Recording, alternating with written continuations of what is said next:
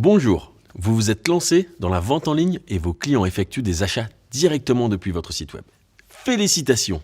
Mais vos clients sont-ils vraiment satisfaits? L'expérience d'achat et le processus de paiement sont-ils parfaitement fluides? Nous allons voir comment utiliser l'analyse d'audience pour améliorer continuellement l'expérience e-commerce de vos clients. Nous découvrirons comment optimiser l'expérience client en fonction des appareils, améliorer la navigation et la recherche et optimiser vos pages produits. Pour finir, nous verrons comment utiliser les comptes clients pour améliorer le processus de paiement. Pour optimiser l'expérience e-commerce, il faut d'abord veiller au bon déroulement du processus d'achat, en fonction des appareils que vos clients sont susceptibles de posséder. En plus des ordinateurs portables et des ordinateurs de bureau, s'ajoute aujourd'hui tout un éventail de téléphones mobiles et tablettes. Imaginons qu'en consultant vos rapports d'analyse, vous constatiez que beaucoup de gens visitent votre site à partir de leur mobile, mais qu'ils effectuent rarement un achat.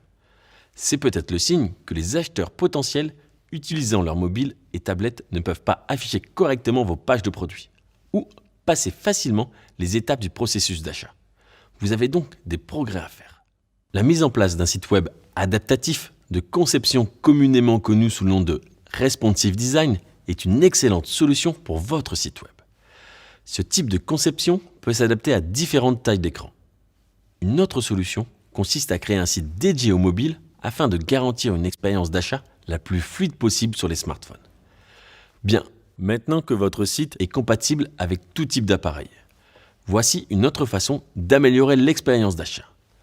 Imaginons que l'analyse d'audience indique que beaucoup de gens visitent votre page d'accueil sans toutefois continuer la visite ni consulter vos produits. Votre objectif est de permettre aux visiteurs de parcourir plus facilement vos contenus et de les aider à trouver ce qu'ils cherchent. Pour cela, il vous faut un système de navigation simple et facile pour vos clients.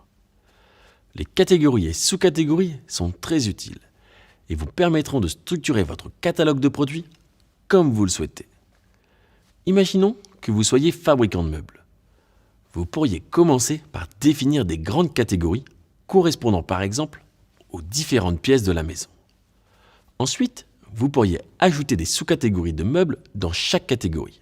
Par exemple, cadre de lit, bureau ou table de salle à manger. Quelle est la meilleure façon de le faire?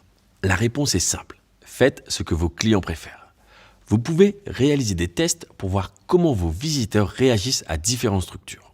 Ou plus simplement, interrogez vos amis, votre famille et quelques clients fiables sur qui vous pouvez compter.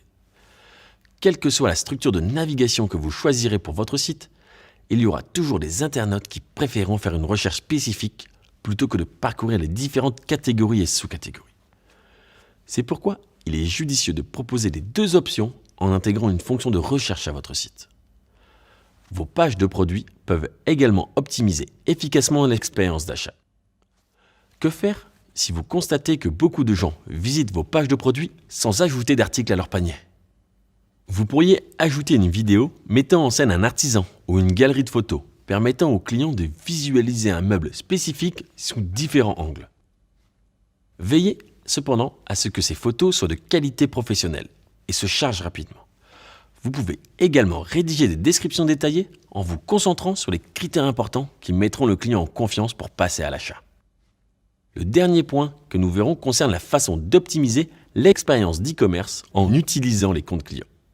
En consultant vos rapports d'analyse, vous remarquerez peut-être que les clients consultent les contenus de votre site et ajoutent des produits à leur panier, mais s'en vont avant d'avoir terminé leur achat.